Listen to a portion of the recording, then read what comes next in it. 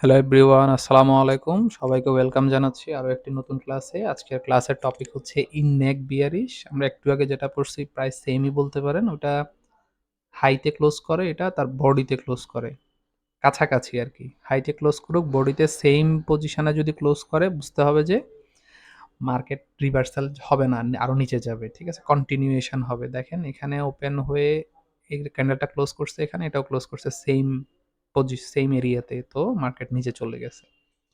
তো in neck bearish candlestick প্যাটার্নটা এমন হয়, আশা করি বুঝতে পারছেন। একটা গ্রিন ক্যান্ডেল যেখানে তার বডি ক্লোজ হয়, আর একটা পরের রেড ক্যান্ডেলটা সেম বডি এরি পজিশনে সেম এরিয়াতে ক্লোজ করে, previous close at the previous close.